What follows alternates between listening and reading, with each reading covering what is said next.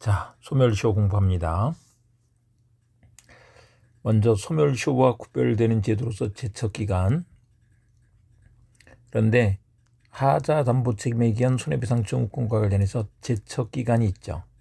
6월에 제척기간이 있는데 우리 판례가 소멸시효에도 걸린다라고 이렇게 했어요. 그래서 인도받은 날부터 10년에 소멸시효에 걸린다라고 했다. 네, 요 우리 매매편에서 보는 내용인데 같이 알아두시고요. 그런데 제척 기간에 걸리는 그 권리들 행사 방법과 관련해서 재판상은 물론 재판 외에서도 행사할 수 있죠. 근데 채권 양도 통지가 권리 행사에 속하는 건 아니야. 그런데 재판 외에서 행사할 수 있는 거지만 채권자 취소권만은 재판상 행사를 해야지 되죠. 재판상 행사와 관련해서 여기 채권자가 채무자 말고 수익자 또는 전득자를 상대로 채무자의 재산상 법률행위, 사행위를 취소 및 원상회복 청구하는 권리가 채권자 취소권인데 꼭 법원에 가서 해야 된다. 그리고 이제 점유보호 청구권이라는 게 있는데 우리 시험에서는 이제 물권법 내용이니까 잘 안 나오긴 하겠습니다. 이거는 이제 제척 기간이 있는데 우리 판례가 출소 기간이다 이렇게 하고 있다는 거예요. 그 다음에 형성권, 우리 대표적으로 취소권 같은 경우는 앞서도 우리가 공부를 했죠. 추인할 수 있는 날부터 3년, 법률행위하는 날로부터 10년 이렇게 기간이 정해져 있어요. 근데 그런 기간의 정함이 없는 형성권, 이거는 권리가 발생한 때부터 10년이다는 거죠. 우리 매매 이약에서 예약 완결권, 얘는 예약이 성립한 때부터, 예약이 성립하면 권리가 발생하죠. 한 때부터 10년이다 이렇게 된다. 그 다음에 이게 소멸시효와의 차이점, 소멸시효의 중단, 정지, 시효이기 포기 이런 게 있지만 제척 기간에는 그게 없다는 거. 그 다음에 소멸시효 완성효과는 소급효가 인정되죠. 그런데 제척 기간은 장래효. 그래서 예를 들면 취소권이 추인할 수 있는 날부터 3년, 법률행위 있는 날로부터 10년간 존속하다가 제척 기간이 경과하면 취소권이 앞으로 소멸하는 거죠. 그리고 소멸시가 완성된 건 변론주의 대상이기 때문에 이게 당사자의 주장이 있을 때 고려해 주는 거죠. 그렇지만 제척 기간은 법원의 직권조사상이다 이렇게 된다. 그 다음에 소멸시효 요건에서 소멸시효 요건은 소멸시효의 대상이 된 권리가 있는데 그 권리를 불행사할 때 나오죠. 그런데 그게 일정한 기간, 보통 우리 채권은 10년 이렇게 권리를 불행사할 때 시효가 완성된다. 이게 요건이죠. 그다음에 요건이 갖춰지면 효과가 발생해서 소멸시가 완성되죠. 그래서 권리가 소멸한다라고 하는 게 통설 판례가 된다. 물론 가다가 소멸시효가 중단 정지가 되는 경우가 있어요. 소멸시효 기간 완성 전에. 자, 그 중에 소멸시효의 대상이 되는 권리는 재산권이고 비재산권은 시효의 대상이 아니죠. 우리 신분권인격권, 우리 권리를 내용에 따라서 분류하면 재가 인사 이렇게 나눠서 봤는데 재산권만 소멸시효의 대상이고 가족권은 신분권이라고 하죠. 인격권, 우리 이런 것들은 비재산권이 된다. 비재산권은 소멸시효의 대상이 아니다. 사원권을 얘기하지 않는 것은 여기 자의권은 재산권적인 성질이 있어서 여기서 일률적으로 논의하지를 않습니다. 가족권과 인격권, 이것은 소멸시효의 대상이 아니다. 부동산 매수인이 갖는 등기청구권이 있는데 얘는 채권적 청구권이죠. 채권적 청구권은 소멸시효에 걸려요. 요게 소유권에 기한 물권적 청구권과 구별이 된다. 소유권에 기한 물권적 청구권은 소멸시효의 대상이 아니죠. 근데 채권적 청구권은 소멸시효의 대상이지만 매수인이 그 부동산을 인도받아서 사용 수익하고 있으면 안 걸려. 그러다가 양수신에게 또 처분을 했어. 그런 경우에도 소멸시효에 걸리지 않는다. 이렇게 말한다. 권리 위에 잠자고 있는 것이 아니고 적극적인 권리 행사를 하고 있는 것이기 때문에 소멸시효에 걸리지 않는다. 그다음에 물권, 여러 가지 이유가 있습니다. 근데 물권은 소멸시효 대상이 아니야. 이렇게 기억을 하시면 쉽죠. 소유권도 그렇고 소유권 편에 있는 공유물 분할증권, 담보물권 다 그래요. 그런데 지상권, 지역권은 소멸시효의 대상이 된다. 이렇게 말한다. 지상권, 지역권만 소멸시효의 대상이다. 그리고 형성권은 이게 소멸시효의 대상이 아니죠. 제척기간에 걸리죠. 형성권은 제척기간이다. 소멸시효에 걸리는 게 아니야. 그 다음에 이제 소멸시효 기산점. 소멸시효 기산점은 그 권리가 있는데 권리 행사가 가능함에도 행사하지 않을 때, 불행사할 때 소멸시효가 진행이 되는 거죠. 근데 권리를 행사할 수 있는 때부터 진행이 되는데 일단 이것은 기산점은 변론조의 적용 대상이다. 그래서 당사자가 주장하는 기산일과 이제 원래 기산일이 있죠. 그 기산일이 다를 때 당사자가 주장하는 기산일을 기준으로 계산한다는 것이다. 그리고 권리를 행사할 수 있는 때부터 그랬는데 이 말은 이제 권리 행사에 법률상 장애 사유가 없을 때를 말한다. 사실상 장애하고는 구별하죠. 그래서 법률상 장애 사유와 사실상 장애를 나눠서 보는데 법률상 장애로는 정지 조건의 미성취. 우리 정지 조건이 성취되지 않으면 이게 효력이 안 생겨서 권리가 생기지 않죠. 이행기 미도래는 아직 권리를 행사할 수가 없죠.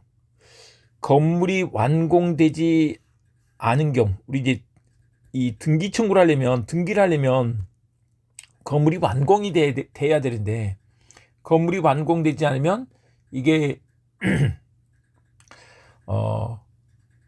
권리 행사가 힘들죠. 등기 청구를 할 수가 없죠. 그래서 이런 것은 법률상 장애 사유가 된다라고 한다. 그러나 권리자의 개인적 사정이나 법률 지식이 부족해서 권리 행사를 못했다는 거예요.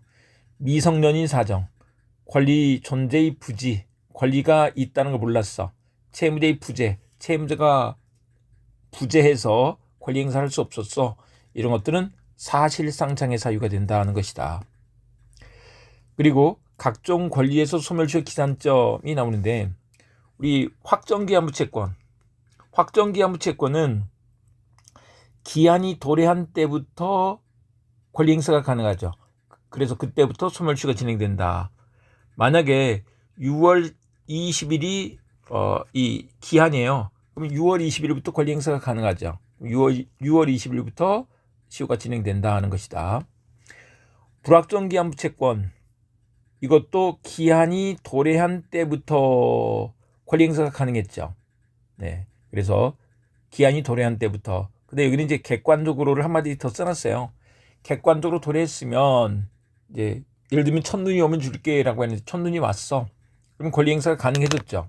그럼 그때부터 권리 행사는 가능했기 때문에 그때부터 진행된다는 것이다. 그 다음에 기한의 정함이 없는 채권 같은 경우는 채권 성립 시부터 바로 권리 행사가 가능하죠. 채권 성립 시부터 진행한다. 선택채권 같은 경우는 선택권을 행사할 수 있는 때부터, 행사한 때부터가 아니고 행사할 수 있는 때부터 이렇게 되죠. 진행한다. 부작위를 목적하는 채권과 관련해서 위반행위를 한 때부터 진행된다라고 하고, 그 다음에 이행불능으로 인한 손해배상 채권은 이행불능된 때부터 진행한다라고 한다. 이거는 원래 채무가 있는데 그 채무가 이행불능으로 손해배상 채권으로 바뀌어요. 근데 이행불능이 돼야 비로소 손해배상 채권이 생기죠. 생겨야 행사할 수 있는 거니까 이행불능된 때부터 진행한다라고 한다. 이걸 좀 일반화시켜서 얘기하자면 이제 채무불이행 시부터 이렇게 말할 수 있어요. 채무불이행이 됐을 때부터, 채무불이행 시부터 진행한다라고 이렇게 말할 수 있다. 그 다음에 계속적 불법행위 같은 경우는 이게 계속적으로 손해가 발생하고 있는 것이기 때문에 각 손해를 안 때부터 각별로 각각 개별적으로 진행된다 이 말인 거죠. 각별로 진행된다라고 이렇게 합니다.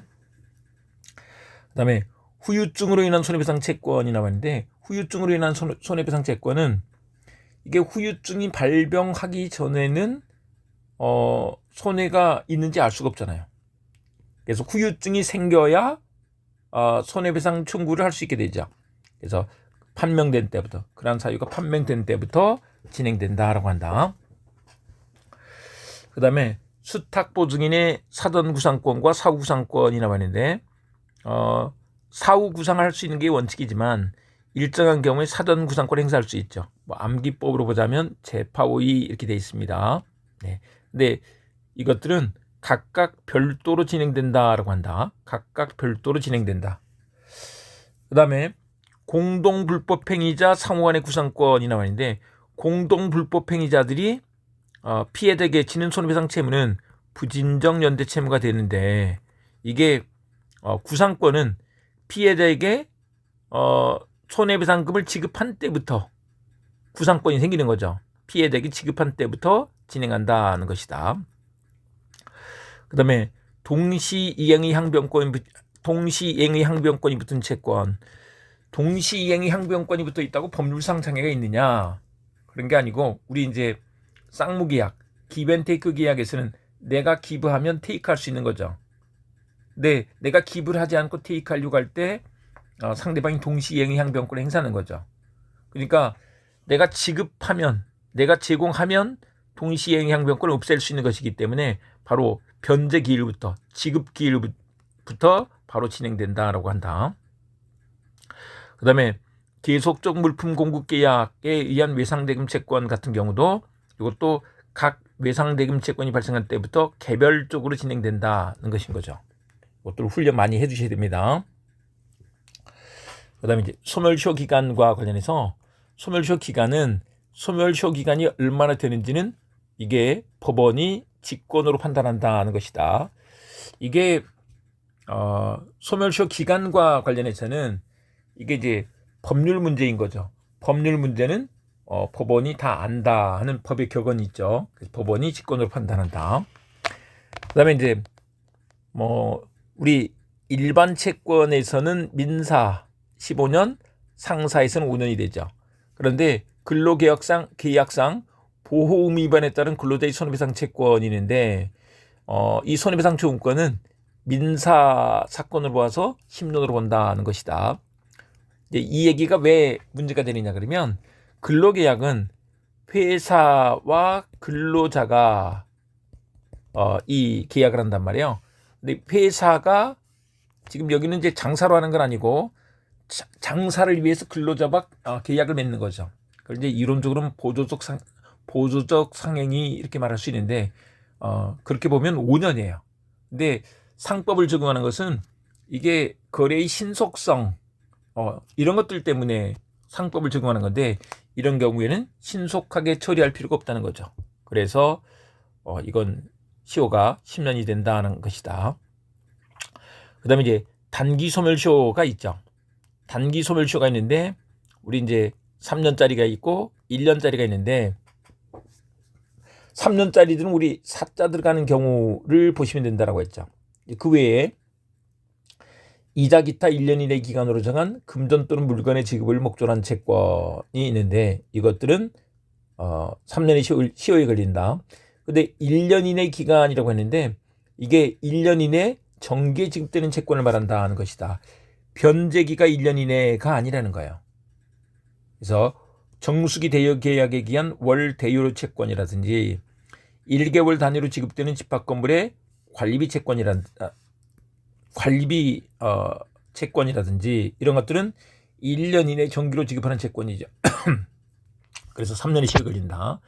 그런데 이게 지연손해금 있죠. 지연손해금은 손해배상금이기 때문에 1년 이내 기간으로 정한 이자가 아니다.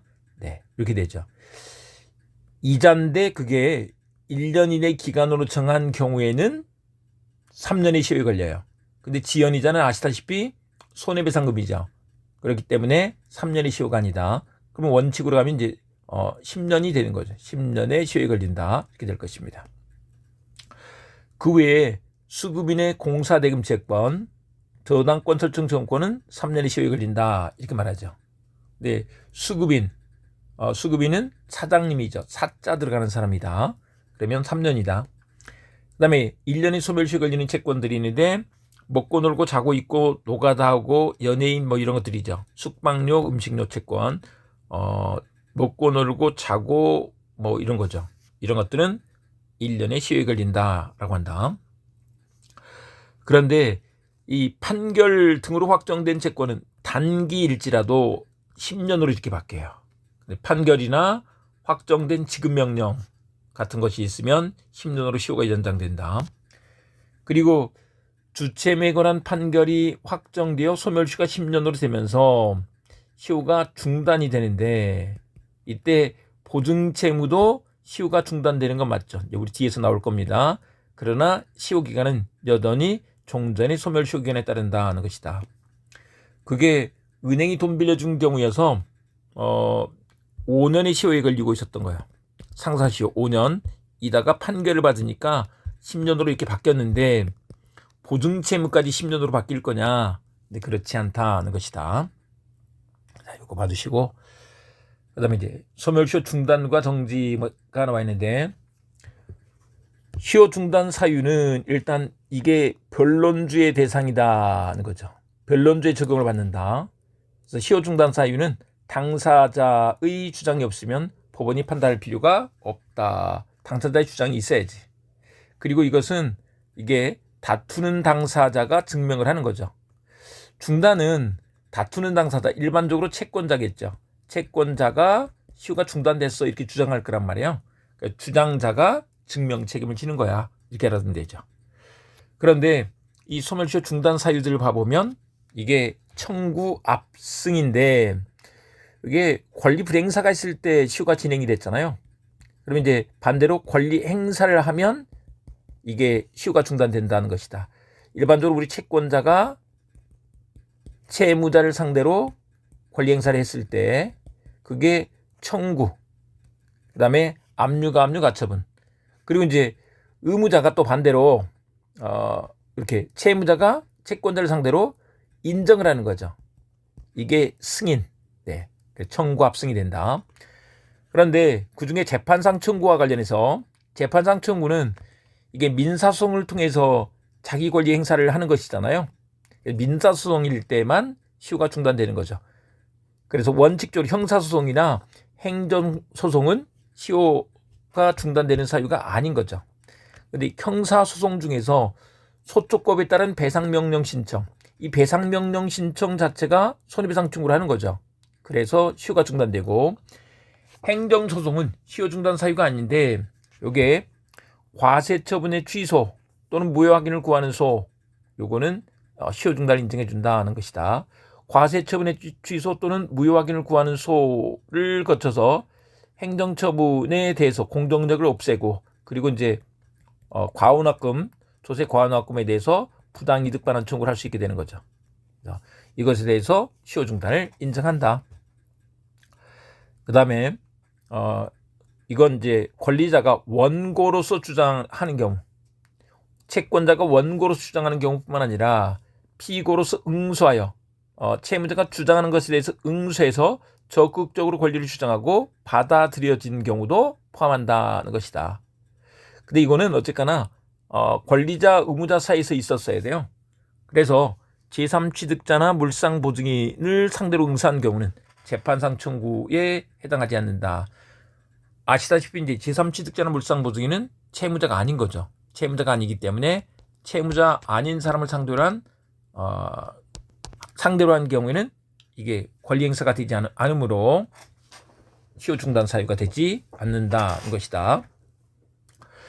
우리 대여금 채권의 양수인이 채무자에게 대항하려면 대항 요건을 갖춰야 되죠.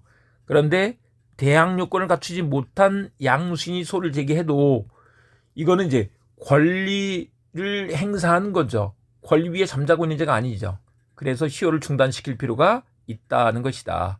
네, 이렇게 되고, 그다음에 이제 D번에 보시면 이행 청구를 하여 승소 확정 판결을 받은 당사자가 후소로서 이행 소송과 확인 소송 중 선택해서 주장할 수 있다라고 한다. 근데 이게 원래 이제 이게 있어요. 이행 청구를 해서 승소 확정 판결을 받은 경우에는 이제 이게 기판력이 적용되기 때문에 다시 소송을 제기할 수 없는 것인데, 이게 시효가 완성될 무렵에 있을 때 그때는 이행 소송이나 확인 소송 중 선택해서 주장할 수 있다. 시효 중단을 위해서 이 말인 거죠. 그 다음에 파면 처분 무효 확인의 소를 제기한 경우 거기서 파생되는 임금 채권에 대해서도 권리 행사를 한 것으로 봐서 시효가 중단된다 이렇게 말을 하고, 또 건축주 명의 변경을 구하는 소를 제기한 경우 이게 소유권 이전 등기 청구권 행사를 위해서 인정되는 거죠. 이것도 시효가 중단되고, 채권자 대위 소송의 제기로 인한 소멸시효 중단 효과는 채무자에게 생긴다. 우리 채권자 대위 소송은 채권자가 채무자의 권리를 우리 제3채무자를 상대로 이렇게 하는 거죠. 그런데 채무자의 권리를 행사하고 있는 것이기 때문에 채무자에게 그 시효 중단의 효과가 생긴다 이 말인 거죠. 그 다음에 복수의 채권 등 어느 하나를 행사했어. 다른 채권을 행사하는 건 아니죠. 다른 채권에 대한 중단 효력은 생기지 않는다라고 한다. 그 다음에 시효 중단의 효력은 소를 제기한 때 발생하죠. 소를 제기한 때 권리 행사를 한 것이니까. 그런데 응소의 경우에 있어서는 응소한 때 발생한다라고 한다. 응소한 때 발생한다. 그리고 소송의 각하 기각 취하와 같은 경우에는 이제 권리의 행사가 인정되지 않는 것이기 때문에 시효 중단의 효력이 생기지 않아. 그러나 6개월 내에 다시 강력한 조치를 취해 재판상 청구, 파산 절차 참가, 압류 또는 가압류 가처분을 하게 되면 최초의 재판상 청구로 중단된다라고 한다. 응소했던 경우에도 마찬가지예요. 응소의 경우에도 마찬가지다라고 한다. 다만 이제 기각 같은 경우는 권리 없음이 확정된 것이기 때문에 뭐 이런 최고와 같은 효력이 생기는 것은 있지 않을 것이다 이렇게 될 것입니다. 그 다음에 최고와 관련해서 최고는 임시 조치를 취하는 거죠. 최고하고 6개월 이내 우리 청파지 화임 이제 최고가 원래 들어가는데 그 빼고 압류 가압류 가처분 하면 시효 중단의 효력이 유지된다는 것인 거죠. 이거는 이제 소멸시효가 거의 완성될 무렵에 있어요. 근데 일단 최고는 독촉해놓고 독촉장 보내놓고 6개월 이내에 이제 변호사한테 찾아가서 소제기하면 된다 이런 얘기죠. 그런데 그 최고를 여러 번 거듭한 뒤에 재판상 청구를 하면 되느냐인데, 재판상 청구 등을 한 시점을 기준해서 6개월 이내에 한 최고 시에 시효 중단의 효력이 발생한다. 그래서 만약에 최고를 여러 번 거듭하다가 했어. 근데 이때 재판상 청구를 했네. 그러면 이제 이게 6개월 이내 최고만 효력이 있는 것이기 때문에 이게 만약에 소멸시효가 이때 완성이 됐다 그러면 소멸시효 완성된 후에 최고란 거죠.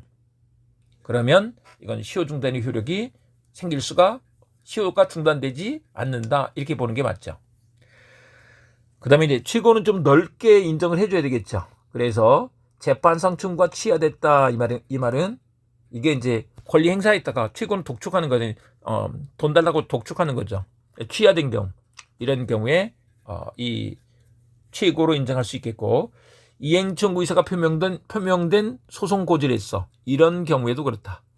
또 재산 명시 명령 같은 것을 송달했어. 이런 경우도 최고의 효력을 인정할 수 있다라고 하고, 경매 신청을 한 경우, 경매 신청도 달라고 청구하는 거죠. 또 채권자가 채무자의 제3채무자에 대한 채권을 압류 및 추진 명령을 받아 그 결정이 제3채무자에게 송달된 경우, 제3채무자에게 송달된 것이 최고의 효력이 있다는 것이다. 잘 모르겠으면 이제 이 문제는 우리 문제에서 조금 더 설명드리도록 하겠습니다. 그 다음에 압류 가압류 가처분이 있는데 시효 중단 시기와 관련해서 명령을 신청한 때 이게 권리 행사를 한 거죠. 그러니까 시효가 그때 중단된다. 그리고 가압류에 의한 집행 보존의 효력이 존속하면 그동안은 계속 중단된다라고 한다. 그리고 본안의 승소 판결이 확정되었더라도 가압류에 의한 시효 중단의 효력이 흡수되어 소멸하는 것은 아니다. 이게 비흡수설이에요. 흡수되지 않는다. 그러니까 판결은 판결대로, 또 가압류는 가압류대로 이 가압류가 나중에 본압류로 이행이 되겠죠. 그러면 이제 또 압류에 의해서 시효가 중단된다 이런 뜻입니다. 다만 사망한 사람을 피신청인으로 한 당연 무효인 가압류는 소멸시효 중단 사유가 될 수 없다. 이게 당연 가압류는 원래 시효 중단의 효력이 있는 거지만 당연 무효인 가압류는 시효 중단의 효력이 없다고 봐야죠. 그다음에 그걸 이제 물상 보증인이나 제3취득자 부동산을 압류했을 때 이 사람들은 채무자가 아니죠. 그때는 이제 주채무자에게 통지하여야 채무자에게 통지하여야 시효 중단의 효력이 생긴다라고 한다. 그다음에 이제 승인할 수 있는 자는 채무자 또는 그 대리인이죠. 근데 우리 아시다시피 이행인수인은 채무자가 아니죠. 채권자에 대한 채무자가 아니에요. 자, 채권자, 채무자 사이에 권리행사, 또 승인 이게 있어야만 된다. 근데 이제 이행인수인은 이 사람이 채무자에 대해서 채무를 부담하는 사람이죠. 이 채권자에 대해서 채무를 부담하는 사람이 아니에요. 그래서 승인할 수 있는 자가 아니다라고 한다. 그 다음에 상대방의 권리에 관한 처분 능력이나 권한이 있음을 요하지 않는다. 처분권은 필요 없어. 네, 그래서 관리권은 필요해 이렇게 말을 하죠. 관리권은 있어야 돼. 그리고 이제 승인은 성질이 관념의 통지죠. 그렇기 때문에 도달주의가 적용돼요. 준법률행위로서 우리 상대방이 있는 의사표시의 효력 발생 시기가 도달주의죠. 그래서 도달했을 때 효력이 생긴다. 상대방에게 도달한 때 생긴다. 그 다음에 꼭 명시적으로 해야 되는 것이 아니고 묵시적 승인도 가능하다. 면책적 채민수, 채무를 인정하고 받아들인 거죠. 변제기한의 유예 요청, 또 이자 지급, 또 담보를 설정해 주는 것, 또 일부를 변제했을 때 이때는 전부 시효 중단, 다수의 채무 중 일부를 변제하면 전부에 대한 시효 중단이 된다고 한다. 근데 이게 시효 완성 전인지 후인지에 따라서 나눠진다.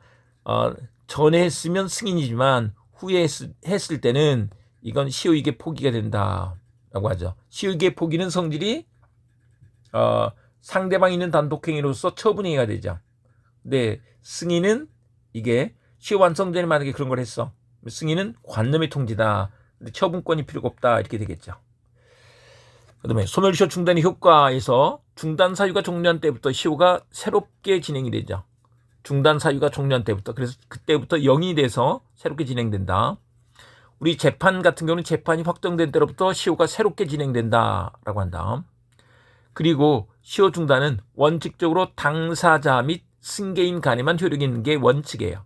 원칙이 그런데 예외적으로 우리 어느 연대 채무자에 대한 이행 청구는 다른 연대 채무자에게도 효력이 있다라고 이렇게 하죠. 이게 우리 416조가 뭐냐면 연대 채무에서 이제 절대적 효력이 있는 것들이 있어요. 절대적 효력이 있는 것들이 뭐냐면 변대공이 있죠. 변제, 대물변제, 공탁이 일단 절대적 효력이 있는데 416조에서부터 422조까지 416조에서부터 422조까지 우리 이경상면 혼소체 이렇게 외웠던 거죠. 근데 이게 이행청구, 이게 절대적 효력에 의해서 이행청구가 있으면 이행청구에 따른 시효중단, 그리고 이행지체, 이게 절대적 효력이 있죠. 이행청구에 따른 시효중단과 그리고 이행지체, 이게 절대적 효력이 생기게 되는데 세트로 생기게 되는데 그것에 의해서 시효가 중단된다. 그리고 앞에서 우리 보셨던 주채무자에 대한 시효 중단을 했어. 그러면 보증인에게도 그 효력이 미친다. 그래서 이제 주채무자에 대해서 판결로서 시효가 중단이 됐는데 440조 특칙에 의해서 보증인에게도 그 시효가 중단된다. 다만 주채무자에 대한 시효는 시효 기간은 10년으로 단기일 때 10년으로 늘어나지만 보증인에게까지 그렇게 되는 것은 아니다. 그다음에 소멸시효 정지는 이게 시효 완성을 유예하는 거죠. 그래서 진행된 시효 기간은 그대로 산입하는 거야. 이게 중단과 차이점이다. 중단은 처음부터 새롭게 진행이 되죠. 그런데 정지는 그때부터 잠깐 멈췄다가 나머지 기간만 완성하면 돼. 그 다음에 제한능력자와 시효 정지인데, 제한능력자가 능력자가 되거나 법정대리인 취임한 때부터 6개월 내에는 시효가 완성되지 않는다. 요게 소멸시효 정지가 우리 시험에 거의 안 나왔었는데 최근에 좀 나오기 시작했죠. 몇 가지 나온 것들만 좀 넣어놨습니다. 천재기타 사변에 의한 정지가 있는데 여기는 1개월이다. 6개월, 1개월. 다 6개월이죠. 근데 천재기타 사변만 1개월이다. 이렇게 알아두면 되죠. 이렇게 봐두시고, 그 다음에 소멸시효 효과. 소멸시효 완성의 효과와 관련해서 절대적 소멸설에 따라서 이 경우에는 이게 우리 소멸시효가 완성됐을 때 권리가 소멸한다 이렇게 된다. 다만 이걸 소송에서 고려할 때는 변론주의 원칙이기 때문에 주장해야 고려를 해준다는 거죠. 근데 주장할 수 있는 사람이 누구냐? 소멸시효 완성으로 직접 이익을 받는 사람이 그렇다는 거죠. 그 대표적인 예가 채무자가 되겠죠. 그런데 상위 취소소송의 상대방이 된 수익자, 이 사람도 이게 직접 수익자가 된다는 것이다. 우리 상위 취소소송은 채권자가 수익자 또는 전득자를 상대로 해서 소송을 제기하는 거잖아요. 채무자는 상대방이 되지 않는다. 근데 거기서 소멸시효가 완성이 되면 우리 수익자가 채권자 취소소송을 당하지 않아도 되는 이익이 있는 거니까 직접 수익이 있는 거죠. 직접 수익자가 된다. 그런데 이 직접 수익자가 아닌 사람들, 채권자 대의소송의 제3채무자, 이 사람은 아니죠. 제3채무자는 채무자의 권리를 채권자가 지금 대비행사하고 있는데 거기에서 뭔가 항변할 수 있는 사유가 있으면 항변할 수 있는 거지만, 채무자가 채권자에게 항변할 수 있는 사유를 가지고 제3채무자에게 항변할 수 있는 건 아니죠. 그렇다. 선순위 담보권의 피담보 채권 소멸시 완성 시 후순위 담보권자, 야, 선순위 담보권이 없어지면 내가 순위가 올라가니까 좋은 거 아니야? 네, 이렇게 해서 직접 수익자가 되느냐? 간접적인 거죠. 그래서 직접 수익자가 아니기 때문에 주장할 수 있는 사람이 아니다. 그리고 그 채무자에 대한 일반 채권자, 이 사람은 또 직접 수익자가 아니다. 이렇게 말한다. 이것도 잘 알아두시고요. 그다음에 이제 시효 완성 범위와 관련해서 소멸시효의 소급표가 있는데 기산일에 소급하죠. 소급표가 있다. 그런데 이제 시효로 소멸한 채권이 소멸시효 완성 전에 상계할 수 있었던 경우, 완성 전에 상계할 수 있었던 경우에는 이게 소멸시효가 완성된 후에도 채권자가 상계할 수 있다라고 하고, 제척기간이 경과한 경우에도 마찬가지로 이와 같이 유추 적용을 해준다 이렇게 말하죠. 우리 이제 상계편에서는 상계적상과 상계적상이 현존이 있을 때 상계를 할 수가 있죠. 그런데 이게 소멸시효가 완성돼 버리면 상계적상이 현존이라는 요건을 갖추지 못하잖아요. 근데 그 예외로서 495조가 있다 이 말입니다. 그 다음에 주된 권리의 소멸시효가 완성된 경우, 이때 종된 권리에도 그 효력이 미친다. 원본 채권의 시효가 완성이 됐을 때 이자 채권의 시효가 남아 있어도 이자 채권도 소멸한다는 것이다. 그다음에 소멸시효의 포기, 소멸시효 완성 전 사전 포기는 금지하죠. 같은 차원에서 배제 연장 가중을 하는 것도 안 돼. 그러나 단축 또는 경감하는 것은 가능하다라고 한다. 그런데 우리 판례가 이행 청구할 수 있는 기간을 제한했어. 그러면 이건 시효 기간을 단축한 것이다 이렇게 볼 수 있는 거죠. 그래서 그런 약정은 유효하다라고 한다. 그런데 소멸시효 완성 후에 포기하는 것은 가능하죠. 이게 사전 포기를 금지한 규정을 반대 해석해 보면 그렇게 할 수 있는 것이다. 그리고 이것은 상대방이 있는 단독행위로서 처분해야 된다. 그리고 이제 그러면 이 포기할 수 있는 사람은 시효 완성의 이익을 받을 당사자 또는 대리인, 가장 대표적으로 채무자죠. 채무자였던 사람이 진정한 권리자, 채권자에게 해야 된다는 것이다. 제3자가 하는 것은 안 되죠. 그리고 이제 처분행위니까 처분 능력과 권한을 가진 자가 알면서 해야지 되죠. 그리고 시효이익을 포기하는 듯한 행위가 나타나면 알면서 한 것으로 추정을 해줘 버려. 알면서 한 것으로 추정해 준다. 그다음에 이제 묵시적 포기와 관련해서 소멸시효 기간 지난 후에 등기물자가 소유권 이전 등기를 해주기로 약정을 했어.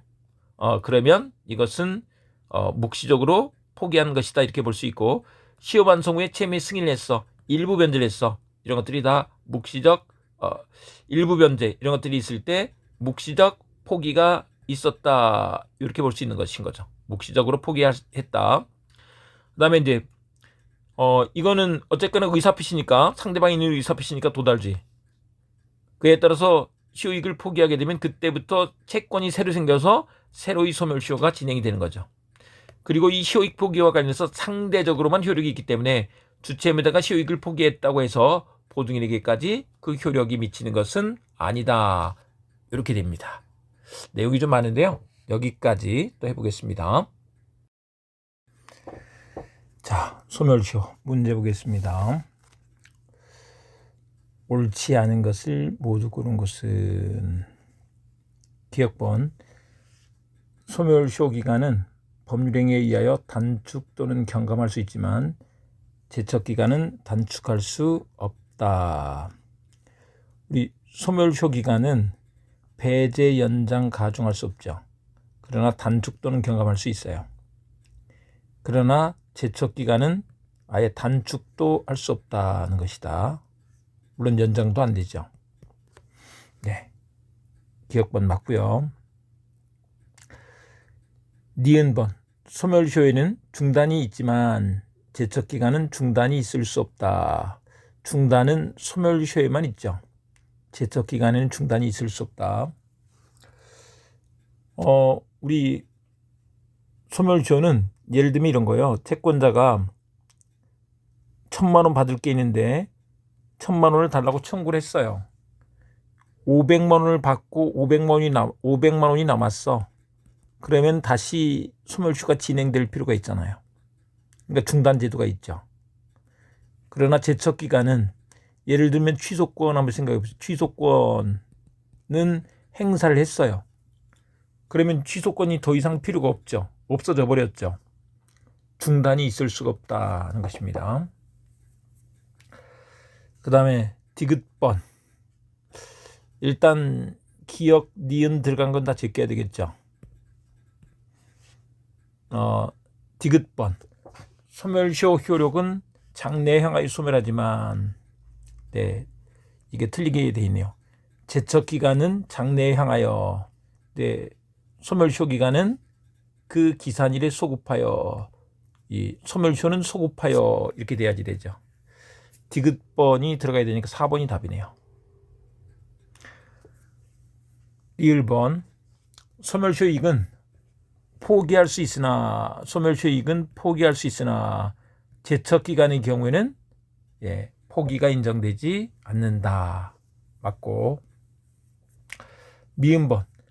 소멸시효는 당사자가 시효 완성 사실을 원용할 때 고려되지만 제척기간은 법원의 직권조사항이다. 네. 소멸시효는 변론주의가 적용되기 때문에 이 변론주의 때문에 시효 사실 원용할 때, 주장할 때 고려되지만 제척기간은 법원의 직권조사항이다. 이렇게 되죠. 그래서 미음번 맞고요.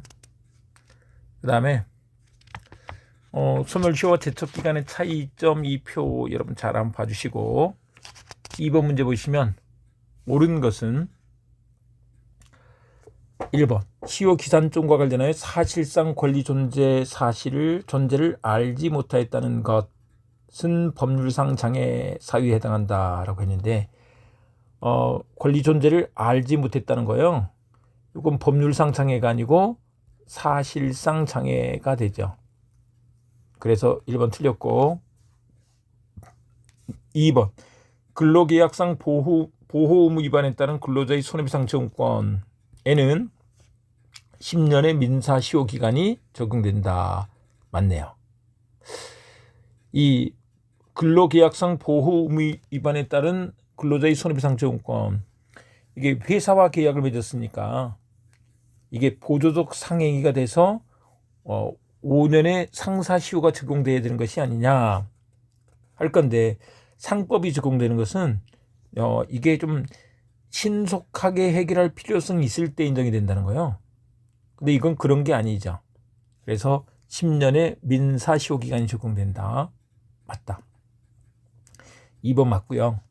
3번 소멸시효는 법률행위에 의하여 배제할 수 있다. 배제, 연장, 가중할 수 없죠. 틀렸네.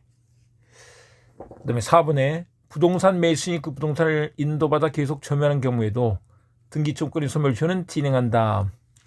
부동산 매수인이 갖는 이 등기청구권은 성질이 채권적 청구권이다 라는 거예요. 근데 채권적 청구권은 원칙적으로 소멸시효에 걸리는 거지만 이게 인도받아 계속 점유하고 있어. 그럴 때는 소멸시효에 걸리지 않는다. 진행한다. 틀렸죠. 그러다가 처분한 경우에도 적극적인 권리 행사가 있는 것이기 때문에 소멸시효는 진행하지 않는다라고 한다. 그 다음에 5번에 제척기간의 경과 여부는 법원이 직권조사사항이죠. 직권으로 조사할 수 있다는 것이다. 네, 2번 정답. 그 다음에 3번 문제. 옳지 않은 것은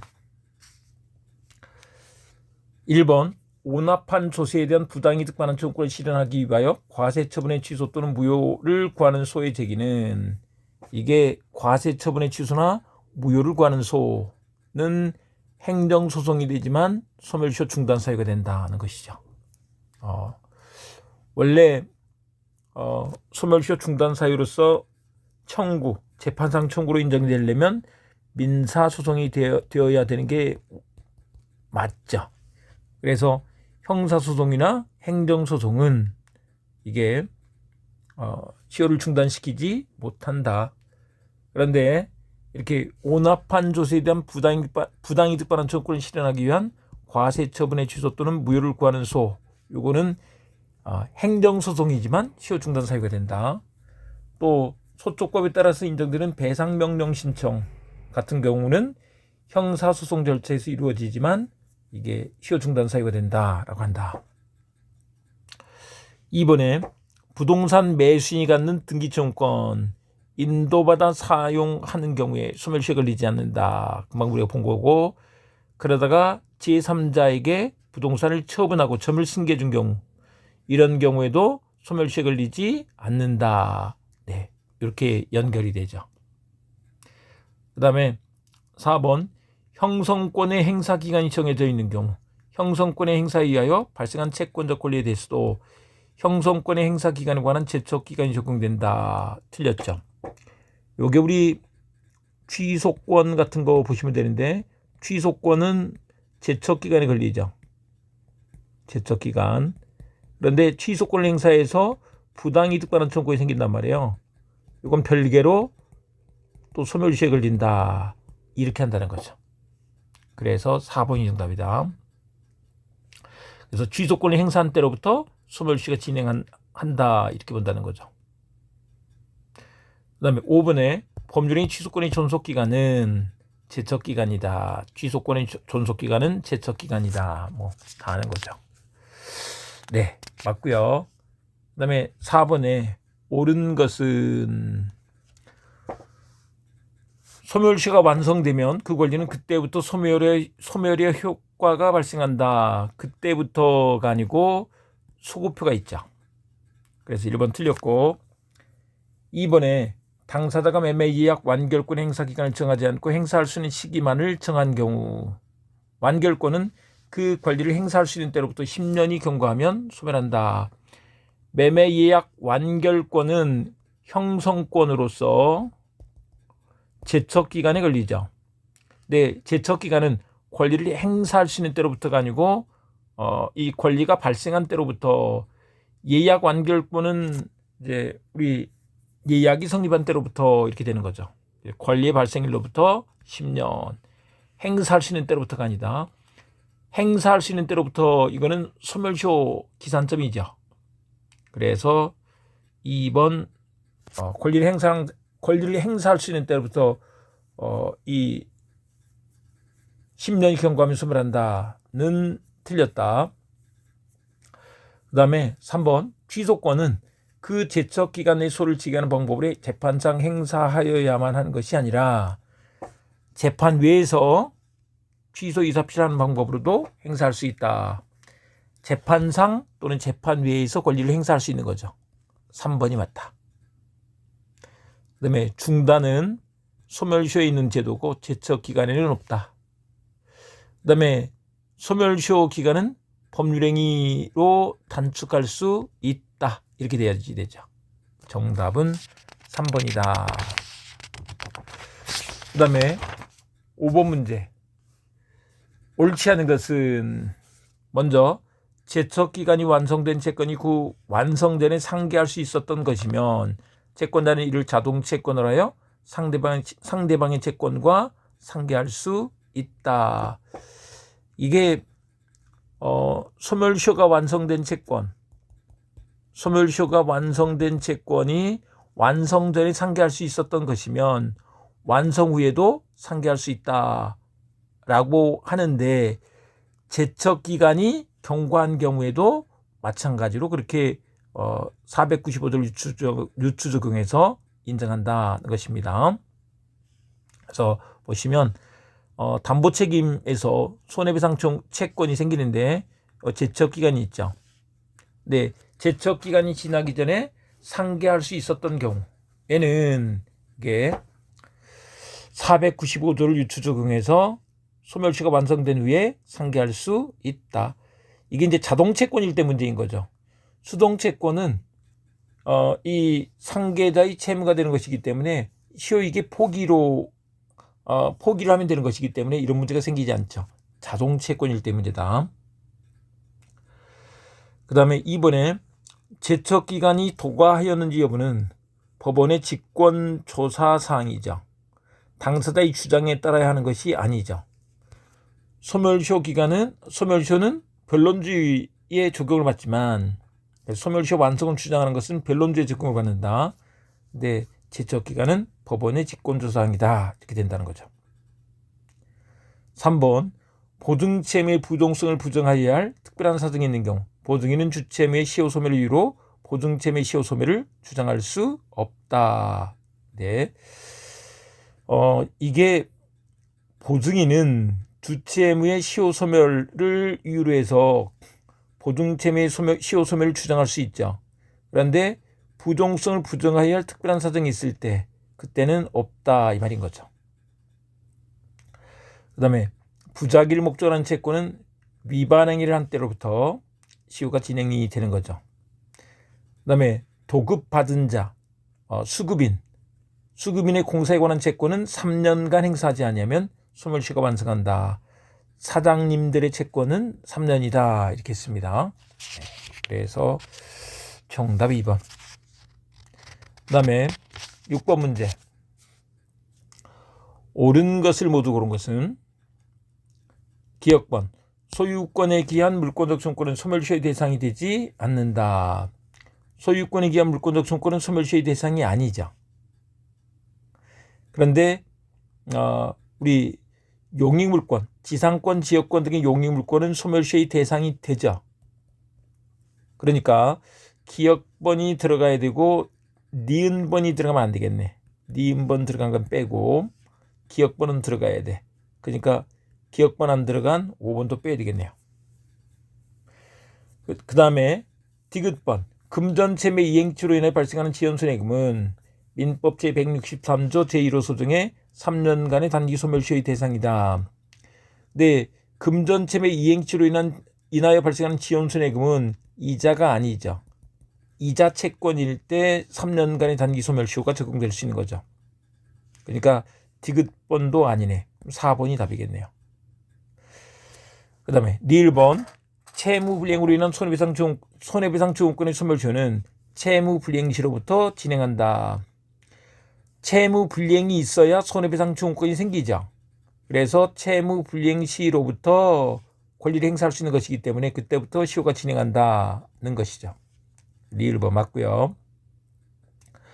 미음번에 근저당권 설정 등기 청구의 소재기는 그 피담보 채권이 될 채권에 대한 소멸시효 중단 사유로 되지 아니한다라고 했는데 근저당권 설정 등기 청구의 소재기가 이 채권의 행사가 된다고 볼 수 있죠. 그래서 중단 사유가 된다는 것이다. 채권을 보존하기 위한 것이니까 그래서 채권 행사가 있는 것으로 볼 수 있겠다는 것입니다. 그래서 4번이고요. 7번 옳은 것은 불확정 기한부 권리는 채권자가 기한 도래 사실을 안 때부터가 아니고 기한이 도래한 때부터 객관적으로 이렇게 되죠. 다만 이행지체 책임은 그 도래 사실을 안 때부터 이렇게 되는 거죠. 그래서 1번 틀렸고, 2번에 동시이행 항변권이 붙은 채권은 이행기가 도래하더라도 소멸시효가 진행하지 않는다 라고 했는데, 우리 이행기가 도래하면 권리 행사가 가능한 거죠. 소멸시효가 진행한다는 것이다. 동시이행의 항변권이 붙어 있어도 내가 제공하면 상대방이 동시이행 항변권을 소멸시킬 수 있는 것이기 때문에 이행기가 도래하면 소멸시효가 진행한다. 그래서 지급기일 이후에는 시효 진행에 걸린다 이렇게 되는 거죠. 그 다음에 그래서 2번 틀렸고요. 3번에 이행불능으로 인한 손해배상 청구권은 이행불능이 된 때로부터 소멸시효가 진행한다. 이행불능이 돼야 손해배상 청구권이 생겨서 권리 행사가 가능한 거죠. 그래서 소멸시효가 진행한다는 것이다. 정답은 3번이네요. 그 다음에 선택채권은 선택권을 행사할 수 있는 때로부터 행사한 때로부터가 아니죠. 행사할 수 있을 때부터 이렇게 되는 것이다. 그래서 4번도 틀렸고, 부작위를 목적으로 하는 채권의 소멸시효는 이게 채권 성립 시부터가 아니고 위반 행위를 한 때로부터 진행한다 이렇게 된다. 정답 3번이다. 8번 옳지 않은 것은 먼저 1번 주채무자가 소멸시효 이익을 포기하더라도 보증인에게는 그 효력이 미치지 않는다. 그래서 주채무자가 소멸시효 이익을 포기하더라도 보증인에게까지 그 효력이 미치는 것은 아니죠. 시효이익 포기는 상대적 효력만 있어. 그래서 그렇다. 그 다음에 2번에 시효 중단의 효력이 있는 승인에는 상대방의 권리에 관한 처분 능력이나 권한이 있음을 요하지 않는다. 네. 처분 능력이나 권한은 필요가 없어. 해석상 관리권은 필요하다 이렇게 말을 하죠. 2번 맞고요. 3번 당사자가 주장하는 소멸시효 기산일이 본래의 기산일과 다른 경우 당사자가 주장하는 기산일 기준으로 소멸시효를 계산해야 한다. 3번 맞죠? 이게 변론주의가 적용되기 때문에 그래요. 변론주의가 적용되기 때문에 그렇다. 3번 맞고요.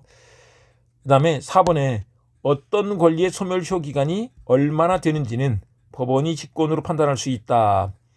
소멸시효 기간은 법률 문제예요. 그렇기 때문에 법원이 직권으로 판단할 수 있다라고 한다. 그 다음에 민법 제163조 제1호의 1년 이내의 기간으로 정한 금전 또는 물건의 지급을 목적으로 한 채권은 변제기가 1년 이내가 아니고 1년 이내에 정기로 지급되는 채권, 1년 이내에 정기에 지급되는 채권을 의미한다는 것입니다. 그래서 정답 5번 이렇게 되죠. 자, 우리 소멸시효 기산점에 관한 표 잘 한번 보시기 바랍니다. 그 다음에 이제 9번 문제 보시면 옳지 않은 것은 1번 소멸시효 기산점인 권리를 행사할 수 있는 때라 함은 권리 행사에 법률상 장애 사유가 없는 경우를 가리킨다. 법률상 장애 사유가 없는 경우를 가리키는 거죠. 뭐 기간 미도래나 조건 불성취의 경우에 그렇다는 것입니다. 1번 맞고요.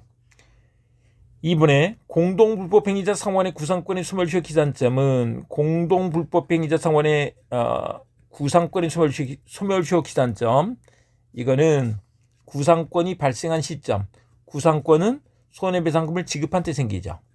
2번 맞고요. 3번 계속되는 불법행위로 인하여 손해도 역시 계속적으로 발생하는 경우에는 원칙적으로 마지막 손해가 발생한 때로부터 전 손해에 대한 소멸시효가 진행한다. 계속적 불법행위 그러면 이 손해배상 채권이 계속 생기는 거죠.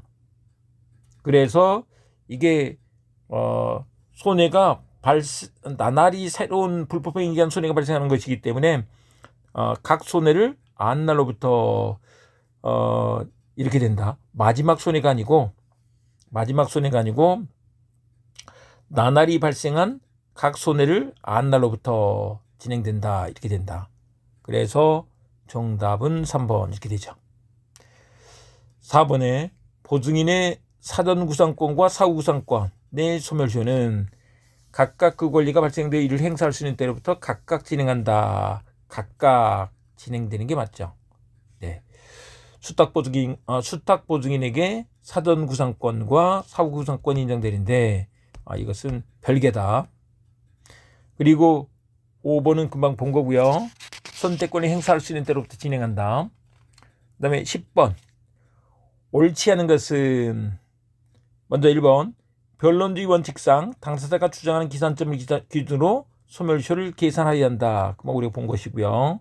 그 다음에 1번 받고 2번도 받고 그 다음에 3번 보시면 계속적 물품 공급 계약에 기하여 발생한 외상대금 채권은 특별한 사정이 없는 한 거래 종료일로부터 외상대금 채권 총액에 대하여 한꺼번에 소멸시효가 기산한다. 거래 종료일로부터 한꺼번에 틀렸죠. 이 경우에도 각 개별 거래 시마다 이게 채권이 발생하는 것이기 때문에 이때 이런 경우는 개별적으로 소멸시효가 진행된다는 것이다. 개별적으로 소멸시효가 진행한다 이렇게 된다. 그래서 정답 3번이다. 그 다음에 건축공사 도급계약에서 수급인의 저당권 설정 청구권 이 공사대금 채권도 3년이지만 저당권 설정 청구권의 소멸시효 기간도 3년이다 이렇게 된다. 네, 맞고요. 그 다음에 5번에 변론주의 원칙상 당사자의 주장이 없으면 법원은 소멸시효 중단에 관해서 직권으로 판단할 수 없다. 네, 이게 소멸시효 중단에 관해서도 변론주의 원칙이 적용된다. 네, 소멸시효와 관련해서 이렇게 좀 생각해 봅니다. 다 변론주의야. 소멸시효가 나오면 다 변론주의가 적용된다. 이렇게 보시면 되고 이게 법원이 직권 조사할 수 있는 것이 있는데 이게 소멸시효 기간만 그래요. 소멸시효 기간에 관한 판단은 법률의 규정이 있잖아요. 그러니까 법률 문제는 법원이 판단하는 거예요. 법원이 직권 조사한다. 나머지는 다 변론주의다. 이렇게 생각해 주시면 되죠. 자, 이렇게 해두시고 그 다음에 11번 옳은 것은 1번 틀렸죠. 법원의 직권조사항이 아니고 변론주의가 적용된다. 장래에 향하여 소멸하는 것이 아니고 소급하여 효력이 생긴다. 기산일을 소급하여 효력이 생긴다. 그 다음에 3번에 단축할 수 있다. 4번에 채무자가 소멸시효 완성 후에 채권자에 대해 채무를 승인함으로써 그 시효이익을 포기한 경우에는 시효이익 포기가 되면 그때부터 채권이 다시 생겨서 새로이 소멸시효가 진행한다. 4번이 맞는 거죠. 네. 5번 틀렸죠. 위반행위란 때로부터 부작위를 목적하는 채권의 소멸시효는 위반행위란 때로부터 진행한다. 라고 이렇게 해야지 되죠. 그 다음에 12번 옳은 것은 1번에 확정 판결 등에 의하여 주체 및 소멸시효 기간이 연장되면 보증체 및 시효 기간도 연장된다. 확정 판결에 의해서 주채무가 시효가 중단되죠. 그러면서 시효 기간이 10년으로 연장이 돼요. 그런데 이때 보증채무도 시효가 중단된다. 그러나 시효 기간까지 연장되는 것은 아니다. 이 말인 거죠. 1번 틀렸고 그 다음에 2번에 틀렸죠. 소멸시효 기산점 변론주의 대상이다. 그래서 당사자가 주장하는 기산일을 기준으로 한다라고 했고 그 다음에 3번 불법행위 당시 예견할 수 없었던 후유 손해가 발생한 경우 새로 발생 또는 확대된 손해를 안날로부터 소멸시효가 진행한다. 3번이 맞네요. 이거 우리 여러분 그 후유증과 관련해서 교통사고 났을 때 후유증이 있게 되면 이제 어떤 문제가 있느냐 이게 문제인데 이거 우리 채권법에서 화해계약편에서도 또 나오는 얘기죠. 말씀드리면 예를 들면 봐보세요. 교통사고가 났어요. 그리고 손해배상 합의를 했죠. 손해배상 합의를 한 게 화해계약이에요. 그런데 그 뒤에 후유증이 생긴단 말이에요. 근데 후유증에 대해서 이 손해배상 청구를 할 수 있겠는가? 이런 문제죠. 그런데 원칙적으로는 안 된다예요. 안 된다. 왜? 후유증까지 다 계산해서 화해계약을 맺는 거죠. 근데 이제 예상하지 못한 후유증이 생겼을 때, 그럴 때는 손해배상 청구할 수 있다. 이런 얘기인 거죠. 그걸 전제로 그 새로 발생 또는 확대된 손해를 아는 날로부터 소멸시효가 진행한다. 이런 뜻인 것입니다. 그래서 그렇게 봐두시고요. 그 다음에 4번에 소멸시효가 완성된 채권은 그 완성전에 상계할 수 있었던 경우라도 그 채권자는 상계할 수 없다. 완성전에 상계할 수 있었던 경우는 상계할 수 있다. 이렇게 됐죠. 그 다음에 공유물 분할 청구권 소멸시효의 대상이 아니다. 이렇게 되죠. 우리 요거는 그냥 이렇게 생각하시면 돼요. 물권법에 있는 내용은 기본적으로 물권법에 있는 내용은 소멸시효에 걸리지 않아. 이렇게 하시고, 근데 소멸시효에 걸리는 게 두 가지, 지상권과 지역권 두 가지가 있다. 이렇게 기억을 해두시면 돼요. 네, 그러면 깔끔하게 해결이 되고, 그 다음에 우리 13번 문제로 가시면요. 소멸시효 중단 사유에 해당하는 것은 소멸시효 중단 사유 그러면 청구 합승이죠. 1번이 답이네요. 채권자 유한 압류가 소멸시효 중단 사유가 된다. 근데 나머지들은 보시면 정지 조건부 권리에서 조건 성취는 이게 소멸시효 중단과는 전혀 상관없죠. 근데 조건 성취가 되면 권리가 생겨서 이제 행사할 수 있는 것이기 때문에 그때부터 소멸시효가 진행한다. 이렇게 되겠죠. 3번 법정 대리인의 동의 없이 한 미성년자의 채무 승인. 우리 채무 승인은 시효 중단 사유가 되는 것인데 이게 성질이 관념의 통지가 됐잖아요. 근데 관념의 통지는 의사표시에 관한 규정을 유추 적용하기 때문에 당사자가 승인을 할 때 행위 능력은 기본적으로 필요한 거죠. 따라서 미성년자 같은 경우는 법정 대리인의 동의를 받아서 해야 돼요. 그래서 동의 없는 미성년자의 승인은 취소할 수 있다. 이렇게 된다. 네.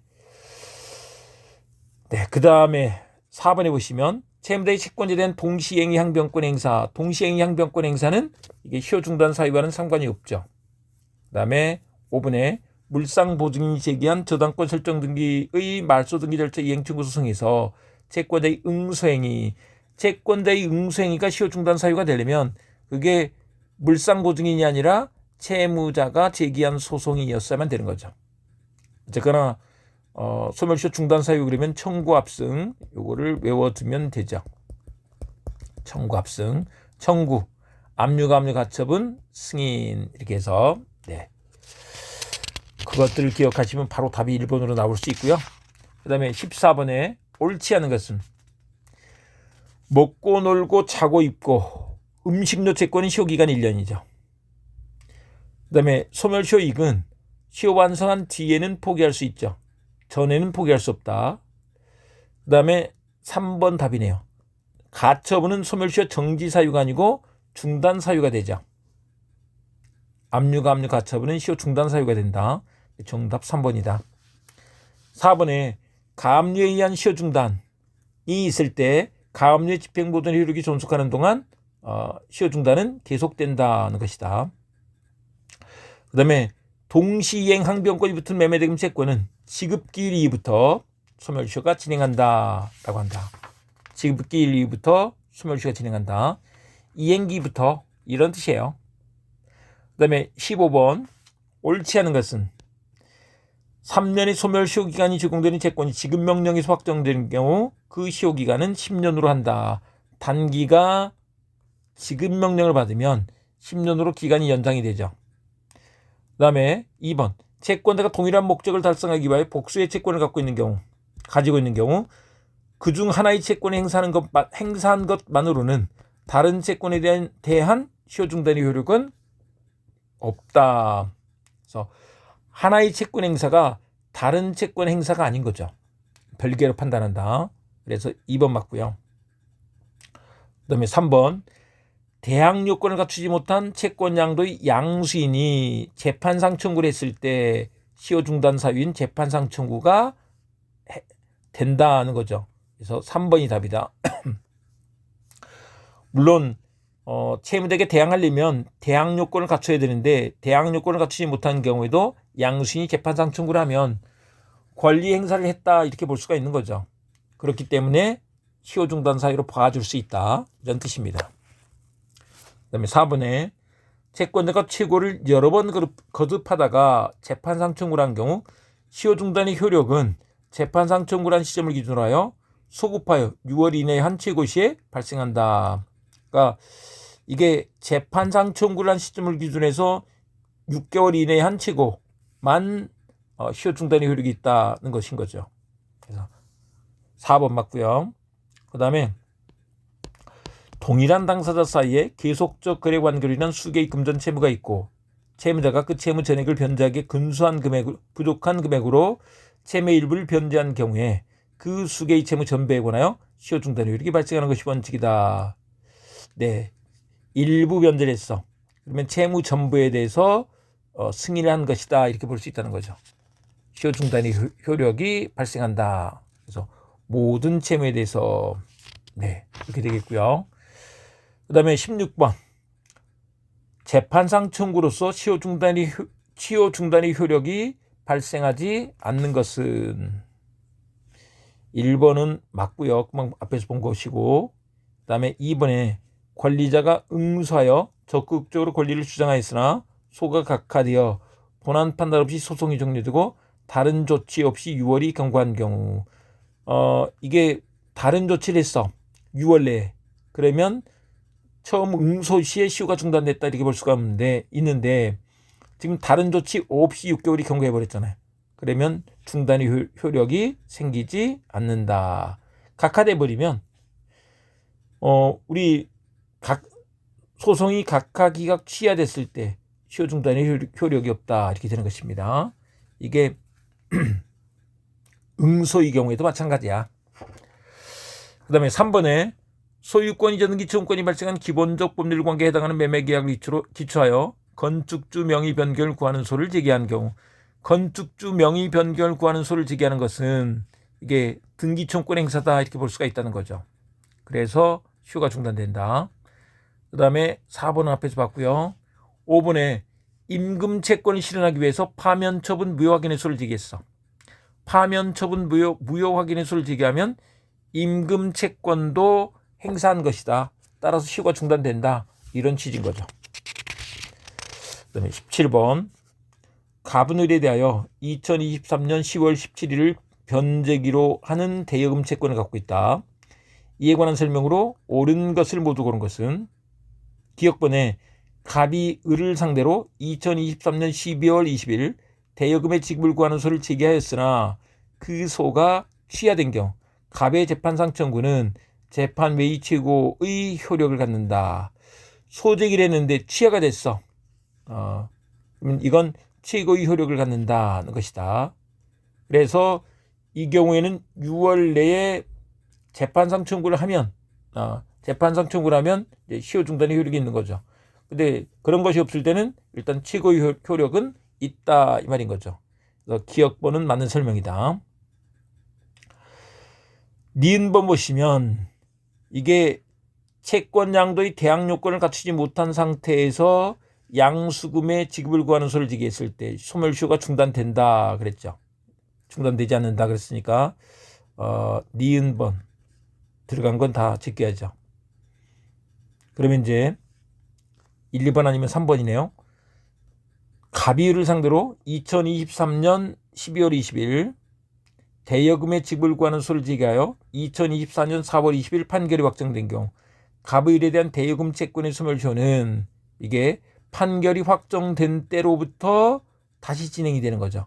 판결이 확정된 때는 2024년 4월 20일 그러니까 이때부터 새로 다시 진행된다. 그래서 2024년 4월 20일부터 다시 진행된다. 틀렸네. 답은 1번. 이렇게 되겠죠. 그 다음에 18번 문제 보시면 소멸시효 중단에 관한 다음 설명 중 옳지 않은 것. 먼저 기억번 시효 중단은 당사자 및 그 승계인 간에만 효력이 있다. 당사자 및 그 승계인 간에만 효력이 있다. 이게 기본적으로는 이게 옳은 설명이에요. 원칙적으로 169조에서 이렇게 규정을 하고 있죠. 그래서 옳지 않은 것 그러면 기억번이 들어가면 안 되겠네. 그 다음에 니은번 당연 무효인 가압류 신청은 시효 중단의 효력이 없다. 무효는 가압류가 안 된 거나 마찬가지니까. 네. 그래서 2번도 들어가면 안 되겠죠. 그 다음에 디귿번 승인으로 인한 시효 중단의 효력은 승인의 통지가 상대방에게 도달한 때 발생한다. 이 승인이 관념의 통지이기 때문에 도달주의 원칙이 여기에도 적용된다. 디귿번 들어가면 안 되겠네. 리을번 주체무자에 대한 시효 중단은 보증인에 대하여 그 효력이 있다. 이렇게 해야지 되죠. 440조 예외적으로 440조에 의해서 주체무자에 대해서 시효가 중단이 되면 보증인에 대해서도 당연히 시효가 중단된다. 이 말인 거죠. 440조 특칙에 의해서 그렇게 인정이 된다. 그 다음에 미음번 재판상 청구가 있더라도 소송의 각하가 있으면 시효 중단의 효력이 없다. 미음번은 맞죠. 답은 4번이네. 이 말인 거죠. 그 다음에 19번 문제 보시면 19번에 옳지 않은 것은 공유물 분할 청구권 소멸시효 걸리지 않는다. 네, 2번도 맞고요. 정지조건부 채권의 소멸시효는 조건 성취가 돼야 권리가 생기죠. 조건 성취 시부터 진행된다. 그 다음에 4번도 맞죠. 처분권이 필요 없어. 5번이 정답인데 천재지변으로 인하여 소멸시효를 중단할 수 없을 경우 그 사유가 종료한 때로부터 6월이 아니고 1월이죠. 예, 5번이 정답이다. 1월 우리 소멸시효 정지와 관련해 다 6개월이에요. 6월인데 이 천재지변은 천재기타 사변은 1월이죠. 그래서 요거를 주의해서 한번 알아두십니다. 그 다음에 20번 문제 옳지 않은 것을 모두 고른 것은 기억번 유치권, 질권, 저당권 등의 담보물권은 피담보채권과 독립하여 소멸시효의 적용 대상이 되지 아니한다. 우리 물건은 소멸시효 대상이 아니죠. 기억번은 맞아요. 옳지 않은 것을 골라야 되니까 기억번이 들어가면 안 되겠네. 그 다음에 니은번 채무자가 소멸시효 완성 후에 시효 완성 사실을 알면서 채무를 승인한 경우 채무자는 그 시효를 원용할 수 없다. 소멸시효 완성 후에 채무를 승인한 것은 이건 시효이익의 포기가 되죠. 시효이익의 포기가 되기 때문에 시효를 원용할 수 없다. 맞는 설명이죠. 니은번도 들어가면 안 되겠고 디귿번 주체매건의 소멸시효가 완성된 경우 주체무자가 시효를 원용하지 않을 때에도 연대보증인은 원용할 수 있다. 네, 할 수 있죠. 요거는 이제 우리 433조에서 보증채무에서 나오는 얘기입니다. 그러니까 주체무자가 가진 항변권을 보증인이 행사할 수 있다는 것입니다. 그래서 디귿번도 맞죠. 디귿번도 들어가면 안 되겠네. 리을번 소멸시효 이익은 미리 포기할 수 없죠. 네, 차던 포기는 금지하죠. 그러니까 그것도 맞네요. 그래서 4번도 틀리고 미음번 현행민법은 시효의 원형에 관한 규정을 알지 못한다. 이건 조문에 있는 이게 구민법에 있던 것인데 지금 신민법에서는 그게 없죠. 그래서 정답은 5번 이렇게 되겠습니다. 그 다음에 21번 옳은 것은 먼저 형사소송에서 피해자가 신청하는 배상명령은 시효 중단 사유가 아니다. 우리 배상명령 신청은 시효 중단 사유가 된다 그랬죠. 앞서서 말씀드렸습니다. 원칙 민사소송에 대해서만 인정을 하는데 형사소송, 행정소송은 아닌 거죠. 근데 형사소송 중에 배상명령 신청이나 또 행정소송 중에 과세 처분의 취소 또는 무효 확인을 구하는 소는 시효 중단 사유가 된다라고 이렇게 했죠. 그 다음에 2번에 채권자가 전소로 이행 충고하여 승소 확정 판결을 받은 경우 시효 중단을 위해 후소로서 재판상 충고가 있다는 점에 대하여만 확인을 구하는 소는 허용되지 않는다. 이게 승소 확정 판결을 받으면 다시 후소를 제기하는 건 안 돼요. 그런데 이게 시효 중단을 위해서 후소를 제기하는 것, 이런 것은 인정된다. 이행의 소나 확인의 소를 구할 수 있다는 것입니다. 그래서 2번도 틀렸죠. 그 다음에 3번 시효 중단에 효력이 있는 승인에는 처분 능력을 요한다. 처분 능력 필요 없다라고 했죠. 그 다음에 4번에 이행인수인이 채권자에 대하여 채무자의 채무를 승인하면 그 승인은 시효 중단이 효력이 없다. 이게 채무를 승인하려면 채무자가 해야지 되죠. 채무자가 해야지 이행인수인이 하는 것은 시효 중단의 효력이 없다는 것이다. 네, 그래서 4번이 맞는 설명이다. 5번에 유체 동산에 대한 가압류 결정 집행을 한 경우 가압류에 의한 시효 중단의 효력은 본압류가 되면 소멸한다. 이건 다 이제 별개로 되기 때문에 별개다. 소멸하는 것이 아니다. 네, 5번도 틀렸고, 그 다음에 22번 문제로 가시면 옳지 않은 것은 지급명령에서 확정된 채권은 단기가 10년으로 연장된다. 맞고, 그 다음에 권리자의 개인적 사정이나 법률 지식의 부족과 같은 사실상 장애는 소멸시효 진행에 영향을 미치지 않는다. 맞고요. 3번에 채무자가 소멸시효 완성 후 채무를 승인하였다면 시효 완성의 사실을 알고 그 이익을 포기한 것이라고 주장할 수 있다. 소멸시효 완성 후에 채무를 승인한 것은 알고 포기한 것이다 라고 추정을 한다는 거죠. 맞고요. 그 다음에 채권자 대위 소송의 제3채무자는 채무자의 채권자에 대한 소멸시효 완성의 항변을 원용할 수 없다. 맞죠?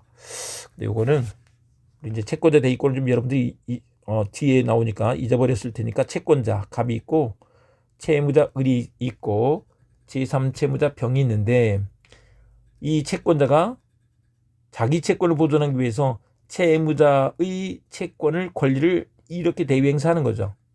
그러면 이제 제3채무자 입장에서는 채무자에게 항변할 수 있는 사유가 있으면 그것을 이 채권자에게 항변할 수 있어야 되겠죠.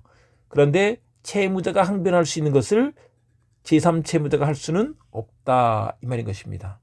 근데 우리 소멸시효 완성의 항변은 이게 소멸시효 완성으로 직접 이익을 받는 자, 직접 수익자만 할 수 있는 거잖아요. 직접 수익자만 할 수 있는 것인데 이때 제3채무자는 그런 사람이 아니다 이 말입니다. 그 다음에 5번에 특정한 채무이행을 청구할 수 있는 기간을 제한하고 그 기간을 도과할 경우 채무가 소멸하도록 하는 약정은 유효다 이렇게 볼 수 있는 거죠. 이건 소멸시효 기간을 단축하는 것이기 때문에 이런 것은 유효가 된다. 소멸시효 기간 단축의 의미가 있다. 그래서 정답은 5번이다 이 말입니다. 자, 마지막 문제 23번. 옳지 않은 것은 주채무자가 시효이익을 포기하면 보증인에게도 그 효력이 미친다. 시효이익 포기는 상대적 효력만 있죠. 보증인에게 그 효력이 미치는 것은 아니다. 정답 1번이네요. 그 다음에 2번. 소멸시효 기간 만료 전 6개월 내에 제한 능력자의 법정 대리인이 없는 경우 그가 능력자가 되거나 법정 대리인 취임한 때부터 6개월 내에는 시효가 완성되지 않는다. 6개월. 이 정지와 관련해서 다 6개월입니다. 그 다음에 3번에 시효 중단의 효력이 있는 승인에는 상대방의 권리에 관한 처분 능력이나 권한이 있음을 요하지 않는다. 맞고요. 그 다음에 4번에 채무자가 제기한 소에 채권자인 피고가 응소하여 권리를 주장하였으나 그 소가 각하된 경우 각하되면 이제 시효가 중단되지 않죠. 근데 6개월 이내에 다시 재판상 청구를 했어. 그러면 응소 실소 급하여 시효 중단의 효력이 있다라고 하는 거죠. 그 다음에 5번에 당사자가 주장하는 소멸시효 기산일이 본래의 기산일보다 뒤의 날짜인 경우 당사자가 주장하는 기산일을 기준으로 소멸시효를 계산해야 한다. 변론조의 대상이기 때문에 그렇다는 것이라고 우리가 이 공부를 했습니다. 네, 여기까지. 다음 시간에는 이제 자연인 공부하도록 하겠습니다.